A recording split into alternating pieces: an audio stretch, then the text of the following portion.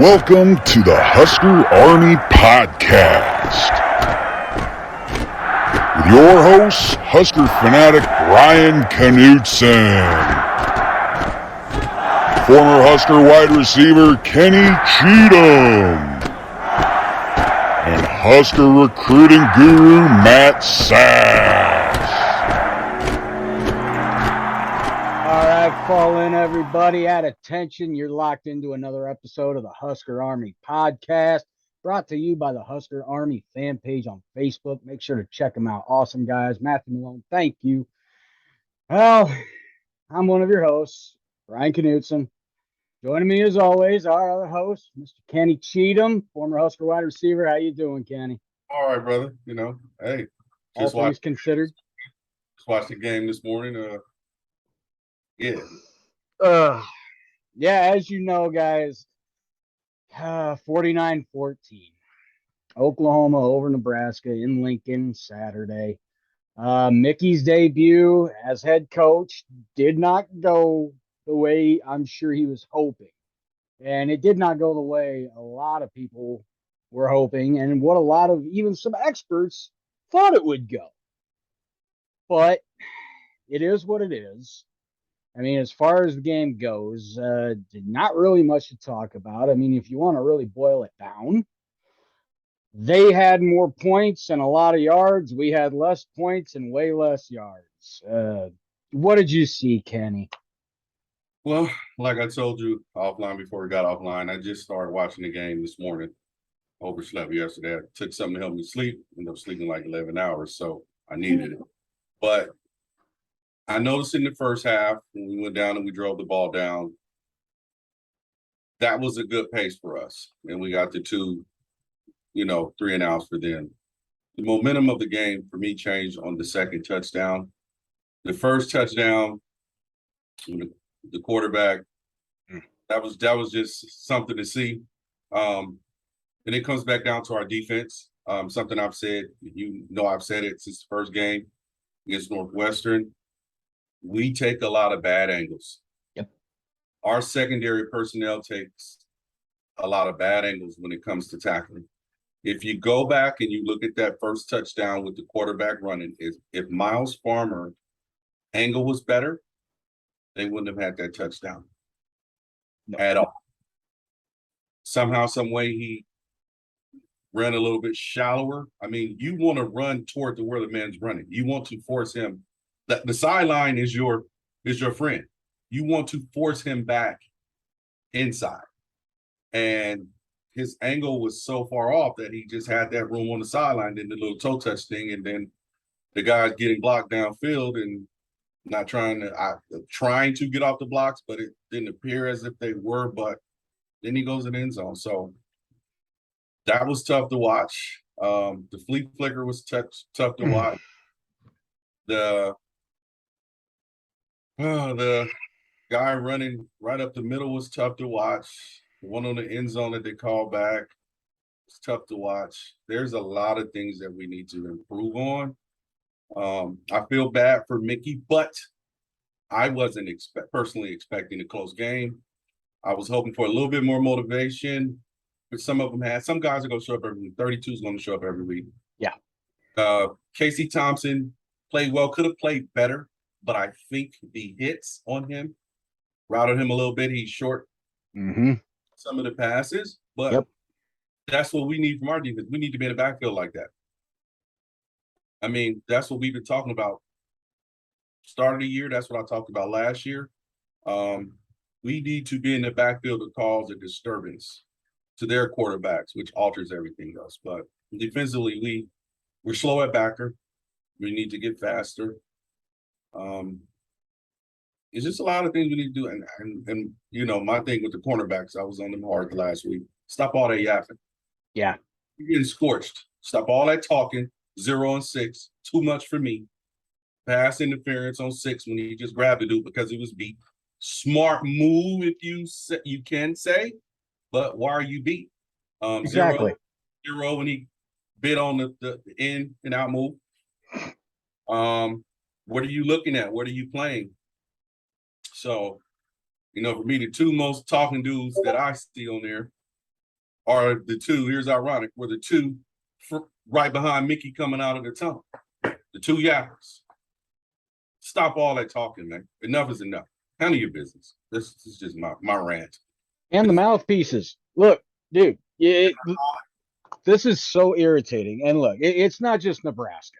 It's all across college football. Because I was seeing it a ton watching games yesterday. And man, I just don't get that. Look, I know it's something so stupid. It's so something to even be ridiculous to be a topic. But look, when I played, that was a no-brainer. If you didn't have it in, you didn't play.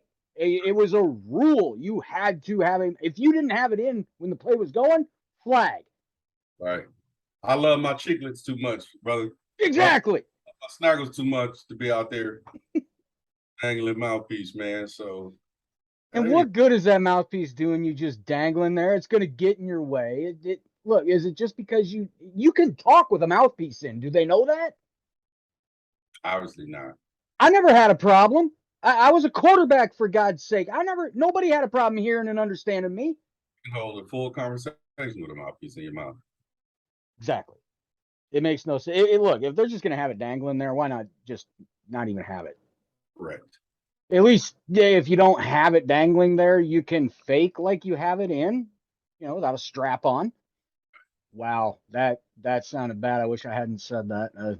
Yeah, we're gonna move past that one. All right. So look, as far as the offense goes, yeah, the first drive was great. They were clicking on all cylinders. I think Casey Thompson was 4 for 4 on that first drive. Great pass to Palmer into the end zone. I mean, couldn't have put it anywhere better. Right in the breadbasket. But then it just seemed, like you said, Kenny, once Casey started taking those hits, you could see that internal clock was messed up. And Roy, because he's missing easy ones over the middle that are pitch and catch, and he's putting them in the dirt. Right. Yeah, it happens when it happens on any level, high school, college, NFL. You bang them around, that ticker's going. They're wondering where the next hit is coming from, and instead of standing in there taking it and getting the ball where they can get it, they shortchange. I think there was one 3rd and something that threw and it hit the ground. If we would have caught it, would have been the first down. We could have kept going on the drive. Yep. See, I look for little nitpicking stuff like that. Those are a lot of things that people miss sometimes that alter the game. And just the fact that their defensive line was so far in our backfield, Ant couldn't really get off the way he should. Now, he had a couple good runs. The young guy, Allen, if I'm correct, that's his name. Yep. He had some good runs, but they're two different speeds at which they run at. Mm-hmm. He's quicker, hits the hole quicker. Yeah, there's a more steadier boom, boom, go. So, I mean, I don't know, bro. I mean, I wasn't as disappointed as I was last week. Last week is something I just can't explain. This week, I expected it to not be close, but be respectable, competitive. Oklahoma called the dogs off. Yeah. Big shout out to Venables for that one. He called the dogs off. Big time. They only put up 14 points in that second half. They called the dogs off, which I truly respect for that. But yeah, man, that was tough, brother. It really was. And look, speaking of the defense, look, right off the bat, we saw signs of improvement. There was tackling. They weren't missing. And once they had a hold of them, they held on till they had help. They had 1 3-and-out on them. And they had, I think, 2 or 3 straight stops on them. And then it just seemed like once Oklahoma figured out, okay, this is what they're going to do, we're going to counter punch with this. And we literally had our gloves up the rest of the game. All right. Yeah, man. I'm tired of seeing guys catching balls wide open across the middle. Personally, for me, I know it's easier. I'm sitting back like most of us, armchair. Yeah. Quarterbacking and coaching. We don't know exactly what the scheme is, what their assignments are in regards to the situation and the formations and so forth. But I just don't know, man. I just don't know what our corners are doing at times. As far as where they're playing positioning, they're up, and then by the time the ball's thrown and way back, is it like a bell cover 4 or something? Or I don't know, or cover 3 where they're up front and they're bell into their their thirds, and I just don't know, man. I know there was one play where they ran a pass play and the receiver and the DB were close to the sideline. Instead of trying to make him go outside, he gave up the inside and it was a catch for a good amount of yards. I mean, the sideline is your friend. As a receiver, I'm looking at that and saying, oh, okay, you playing me outside, you're giving me what I want. I'm gonna press you outside and go back in the inside if I want something skinny. If you're inside, I'm going to attack your inside, make you think I'm going outside and come back inside or vice versa. Or attack your inside if it's something I know right up the seam and where the quarterback can just attack your inside, go outside with the quarterback and beam it right in there and catch it. So it's all a strategy game. I just don't know what we're doing at time. Like I said, number 1 takes bad angles. Number 8 takes bad angles. Oh man, it's awful.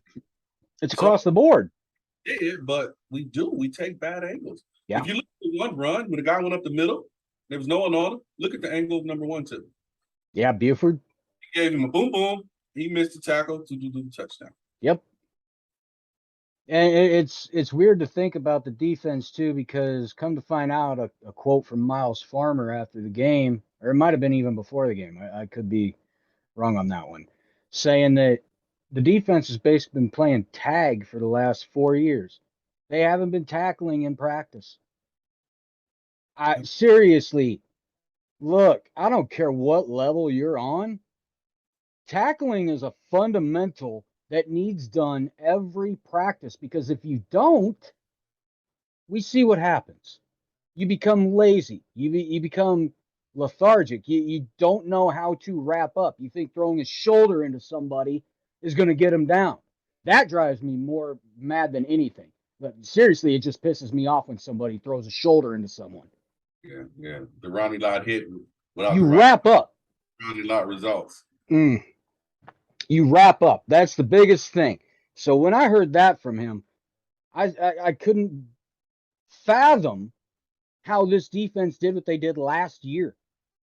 I really don't, and I don't see statistically how they were getting better each year under Chinander. It's mind-boggling. The players that make the plays make the difference. Very true. That's all that is. The players in there that made the plays made the difference. So they covered up for that lack of where they were weak at, where they were lacking at in other parts of the defense. Sounds like lack of coaching. Which, you know what? As far as the game goes, let's call it quits on that one. Let's talk about the coaching. We saw it a little earlier. We record on Sundays, and luckily it broke before we started recording. Chinander's out. As of now, Chinander is no longer defensive coordinator at Nebraska. He is no longer at Nebraska, period. And in my opinion, we were a week too late on that one. Yeah. You think it was Mickey that pulled the trigger, or you think it was Trev? I'm not sure. I can't make that call. Mickey may have been Trev. Coach Joseph may have been Trev. Our defense has been horrible since game 1. Yeah. It's no secret. We ran it and raved about it on game 1. What did we ramble about?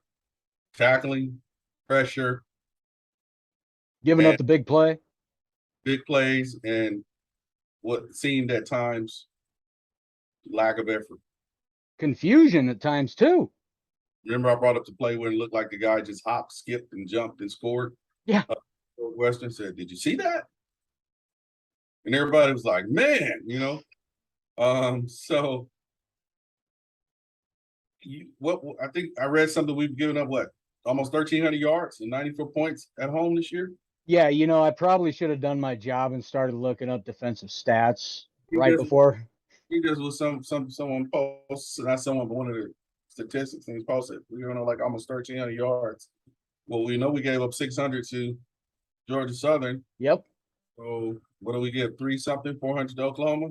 I could probably just grab my phone and find out, but it's got to be actually in the 500s, I would assume. Yeah, it's What do you think's going to happen? I've personally seen a coach get tore up in a game that we played and jobs threatened and heated conversation when I was there. And Well, speaking of when you were there, did you ever hear any chatter after the goose egg in Arizona State in '96? Did did McBride ever get any blowback for that? no, that wasn't on him because that was It's a offensive. fluke. A lot of that was offensively. Yeah, that game. It was 19-0, so it's not like they put up a ton of points. Yeah, that game was. I mean, their touchdowns were broken plays on their offense, were extended by Jake Plummer, long passes, touchdown. But I put that game on offense because guess what? Everything that happened in that game happened in practice. Coach Osborne called it. He said it was going to happen. It happened. He literally stopped practice. He said, guys, it's going to be loud there. It's going to be a late game. Because if I'm correct, that was like an 8:00 starting game. Yep. And that place was electric. Like 11 to us. It wasn't really the crowd noise. You think you have some kids playing football at 1:00 in the morning, 1:00 their time, 11:00, well, 10:00 start time, their time. That's crazy. Mm-hmm. So, we were more fatigued than that. But I did hear some yelling after the Missouri game, '97. Oh, yes. Few yelling after the Oklahoma State game, '98 at Kansas City and Arrowhead. Because I think they rolled out with, but it was just surprising they rolled out with another tight end. We made adjustments later in that game. Another tackle, I think. I think they rolled out like 2 tackles or something they did bigger on the line. But you adjusted. Yeah, adjusted. I don't get, I think that's been the biggest thing for me with Chinander over the years is when things weren't going right in the first half, I sounded like a broken record, and I would say it every single game, regardless of the outcome. They're going to go in, they're going to make adjustments, will come out, it'll be fixed. The thing I would see, though, is no adjustments by Chinander. It would be the same thing from kickoff to 000. It bothers me because the sheer definition of insanity is doing the same thing over and over and expecting a different outcome. Correct. So to me, Chinander was out of his damn mind. Yeah, man. I mean, it's just hard, bro. It's really hard because we want to see them do well. We of course we do. We want to see us make adjustments. But like I said, this year it's shocking. It's in our defense. Yeah. We have a quarterback who makes minimal mistakes. Very minimal. You do not worry about him and control of the offense. You don't have the when is it coming thoughts anymore. You're right. I don't feel that way anymore. You have a running game or a running back that you say, we get him going, it's going to be a problem. When is the last time you felt that confident? It's been some time. But on the other side of the ball, we've been failing. And why? Maybe this change will help. But the question is, why? Why have we been failing? Because you can easily say, hey, that's part of the reason Coach Frost is gone, because our defense has been failing. You see what I mean? I mean, to me, personally, that's part of the reason he's gone, because our defense has been failing, which he's the head coach, so he's going to take the big hit. But, hey, DC, what are we doing here? Let me say this. They didn't throw anymore. They started just running the ball. North Dakota, we struggled offensively. Then we got it going. We could have done more. The play calling thing, but that was ironed out. Georgia Southern, we were scoring. We had to keep up. But why are we having to keep up with Georgia Southern? No disrespect, but no, none. Why are we having to keep up with this team? And first drive was amazing. It was perfect.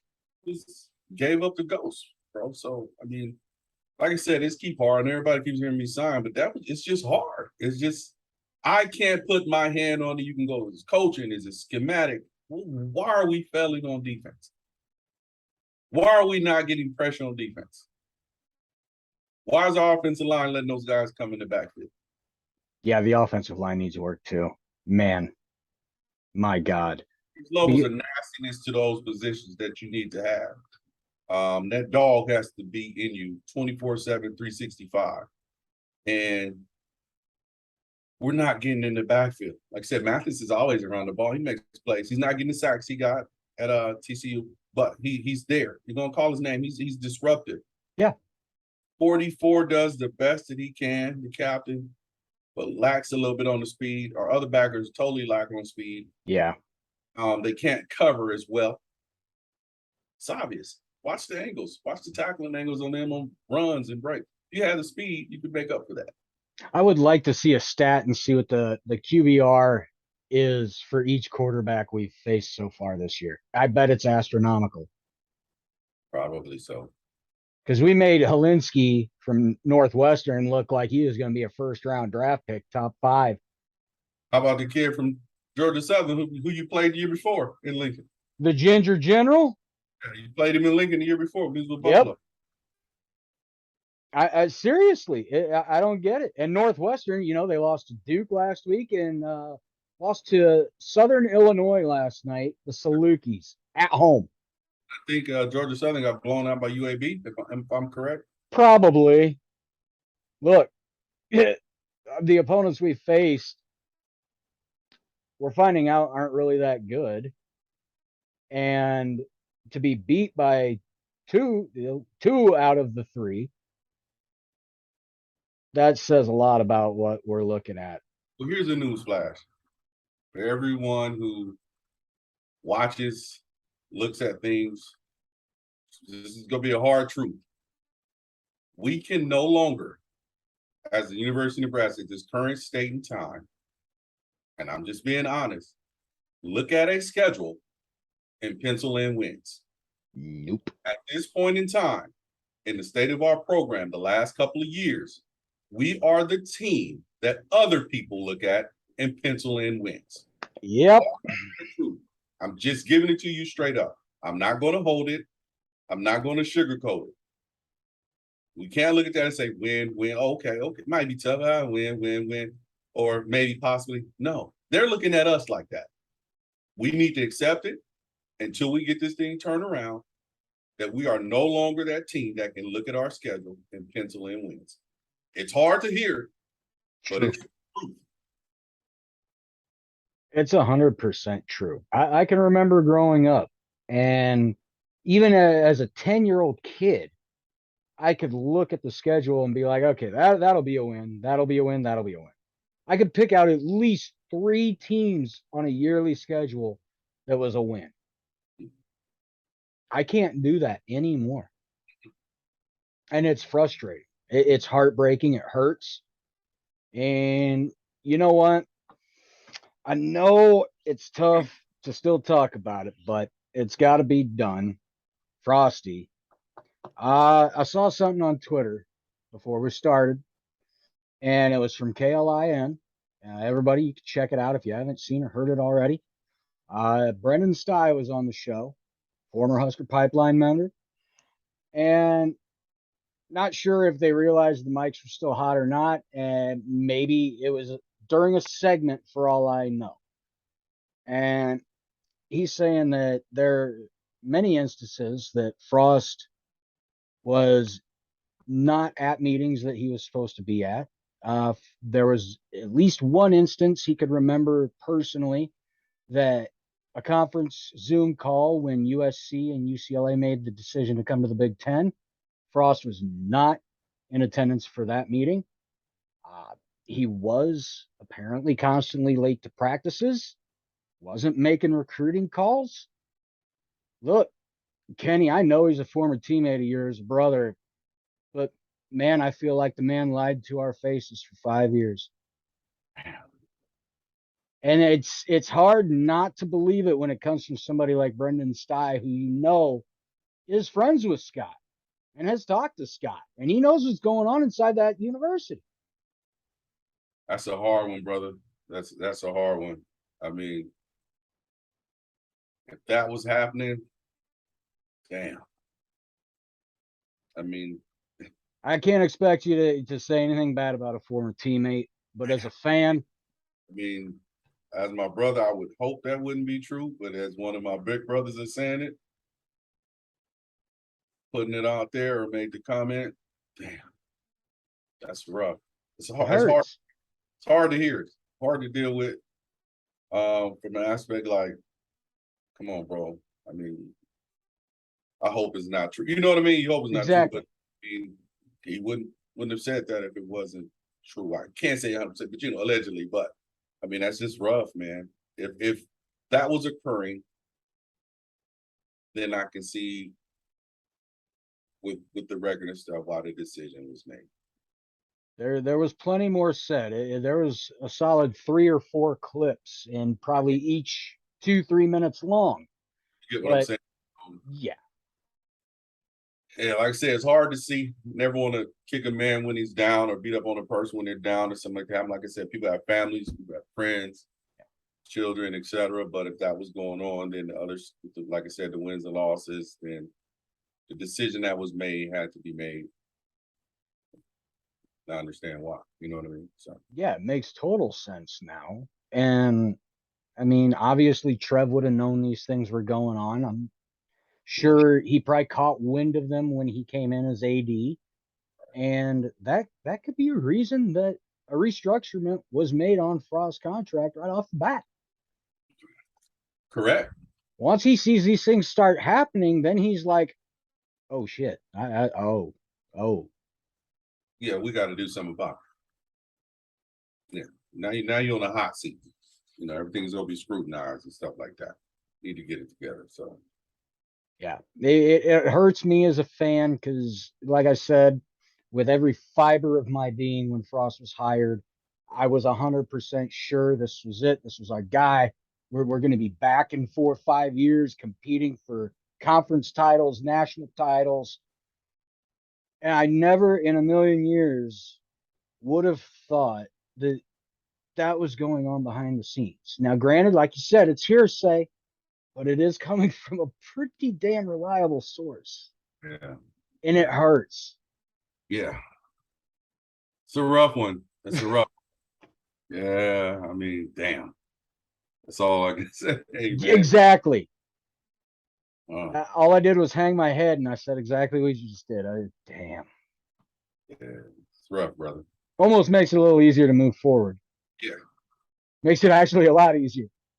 Pretty much. Yeah, it's like finding out you're getting a divorce because your wife wants one, but then when you get one, you find out she's been with someone for 2 years. Oh, wow, let's get good. All smiles from there. Yeah, baby. Yeah. Oh man, I had to try and end it on a funny note. I mean, but yeah, it's look. The last thing I'll say about Frost is if that turns out to be true, the man can kiss my ass. I mean, without that's about as PG as I could put it, and I believe that's PG-13. Yeah. Oh hell! All right. Well, I mean, there wasn't much to go over. Nobody really wants to relive how this game went. Really, the only thing to talk about was the breaking news: Chinander out as defensive coordinator. Not sure who's gonna take over that spot as of now. May not even be one. Could just be a collective of defensive coaches working together. Right. So, what do you think, Kenny? 2 weekends in a row, and 2 coaches get fired. Like we said, a week too late, I think, for defense coordinator Chinander, however you say it. Yeah, Chins had to go. But on the side of it, he was part of, if we omit the other stuff that we're hearing, part of Coach Frost being That's his terminated boy. of his duties because of his lack of having a defense prepared and ready to play.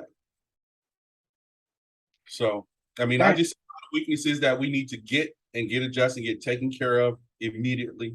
We need speed at linebackers. We need bull rushers.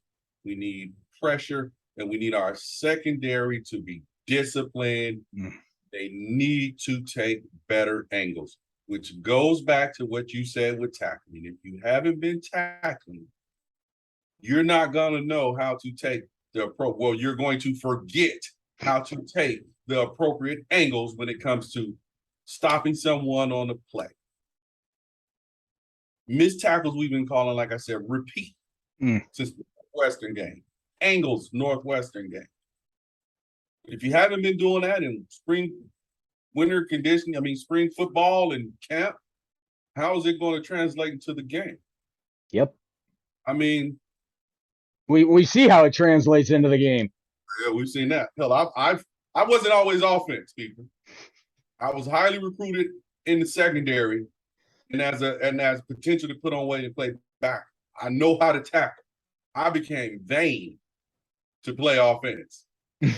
I always played offense. So always exceptionally good in offense. Exceptionally even better at defense. But I said, wait a minute. My name in the paper more on offense. I'm not have my shins banged up. My forearms and shins banged up. And I was a young teenage man. More girls, names in the paper. I'm going to stop playing defense, coach. Yeah, it takes a certain kind of demented person to want to be a defensive player. There was a reason the defensive coordinator came into the receiver's room and said, y'all have an NFL receiver over there, and you don't throw him the ball. Send him to me. He'll be a millionaire on this side of the ball. There's a reason. So when I'm telling you about angles and tackling and hitting, Lawrence Taylor was my favorite player growing up. What does that tell you? Says a lot. I was the kid in part wanted it. Let's check his birth certificate. He's hitting these kids too hard. I was the kid that they said he cannot play linebacker defensive end. We cannot hike the ball because I believe in tackling and blowing people up. We're not tackling. We're not taking angles. There's a pride you have to take. Like I said, I've been ranting and raving about the black shirt stuff because this is my rant. I've been ranting and raving about the black shirt since our first podcast. Mm-hmm. And it hasn't stopped. I'm not earning that. No. You have not earned it. Nope. I said it, black shirt by name, not by game. Abdul chimed in when I said it last week. There is a pride with that name and that term. They cry. That's When they get that black shirt, that's honor. To stop people, to shut them down, to things like that. I text one of my buddies who's a black shirt, who's in your Hall of Fame. And he was like, ridiculous. Absolutely ridiculous.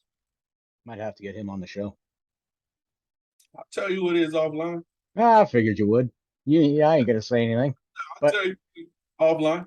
We'll have to get him on the show then. I'll see what he can do. I'm the reason he came to Nebraska, and he's in your Hall of Fame. Oh. Let that sink in.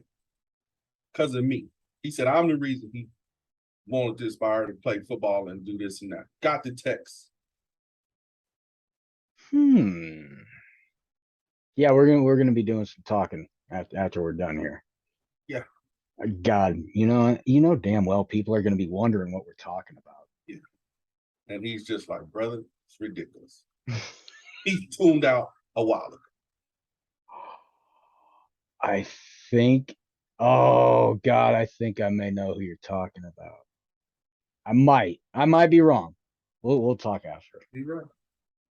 All right, everybody, we're gonna go ahead and shut it down here because me and Kenny got some talking to do after this. Yeah. So you guys know what to do at this point. Twitter, Instagram, @Husker Army Pod. Follow us, please. Also, the Husker Army fan page on Facebook. One of the greatest fan pages you're ever going to find on Facebook. Check them out. Lots of great stuff on there. Always positive as much as we can to a degree. But it is what it is when we have times like this. So, yeah. Find us on YouTube. Husker Army Podcast. Pretty easy to Google and find us. So, Husker Army, you know what to do. At ease. And you are all dismissed.